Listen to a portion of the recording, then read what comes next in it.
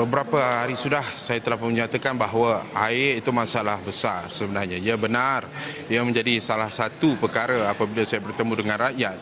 Air. Bagaimana dengan air di Melaka perlu diselesaikan segera. Itu yang rakyat mahukan daripada awal sehinggalah sekarang. Dan beberapa sektor-sektor turut perlu diberi perhatian di mana rakyat mahukan.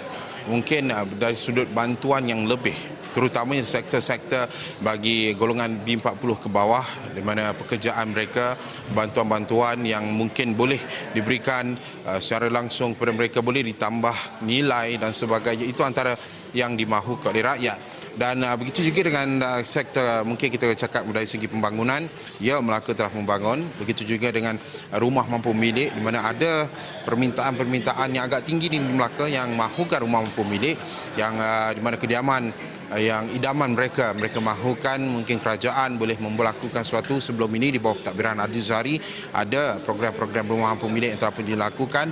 Pentadbiran sebelum ini juga ada rumah mampu milik yang telah pun dijalankan kepada rakyat.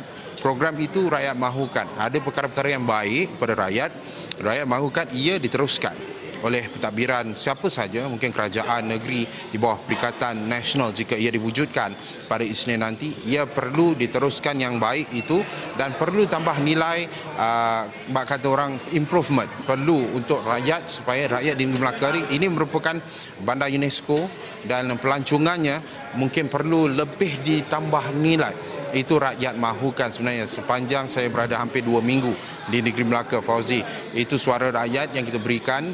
Mungkin kepada pemimpin yang akan mentadbir perlu mengambil perkara itu serius, dan ia perlu ditekankan bagi kepentingan rakyat dalam tempoh 3 tahun sebelum kita ke pilihan raya umum yang ke-15 nanti. Kenapa yang saya kata sendu pada awalnya? Kerana pada hari-hari sebelum ini, kita tahu pada pagi kita telah mendapat mesej, kita dapat apa saja maklumat yang dikongsi oleh pergerakan-pergerakan politik di negeri Melaka. Akan ada sidang media, akan ada pertemuan, akan ada mesyuarat dan sebagainya.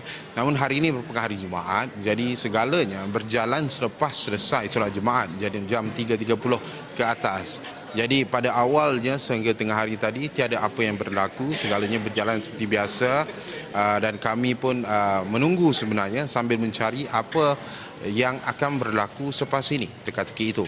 Jadi itu sebab saya kata sendu pada awal pagi tadi sehingga tengah hari, di mana belum ada apa-apa mesyuarat daripada ahli-ahli politik, mungkin daripada pihak mana-mana saja pun, Perikatan Nasional atau Pakatan Harapan. Dan pada tengah hari tadi sebenarnya, sekitar sebelum solat Jumaat, kami menerima mesej mengatakan bahawa adun Perikatan Nasional berjumpa TYJ selepas selesai solat Jumaat di Kompleks Seri Negeri. Jadi pergerakan politik itu mula, di mana kerja kami pun boleh katakan ini yang kami mahukan, maklumat-maklumat terkini sebenarnya, Fauzi. Kalau kita bertemu rakyat, ya kita dapat garapkan, namun persoalan yang timbul ketika ini, teka-tekinya mengenai dengan politik ini perlu diselesaikan segera. Jadi perlu ada pergerakan politik dan perlu ada mungkin satu keputusan muktamad yang dibuat. Dan kalau kita tahu sebenarnya nama ketua ataupun Ketua Menteri Melaka ke-12 ini sebenarnya akan diputuskan oleh Tuan Yang Terutama Tun Muhammad Khalil Yaakob di bawah Undang-Undang Tubuh Kerajaan Negeri, Perlembagaan Negeri. Jadi apabila parti-parti politik ini sebenarnya, Fauzi, bertemu dengan mereka, ni mungkin saya boleh kongsikan kepada penonton juga, Fauzi, mereka akan mencadangkan sebenarnya nama yang telah pun seblok suara di dalam perakuan bersumpah itu, menyatakan satu nama.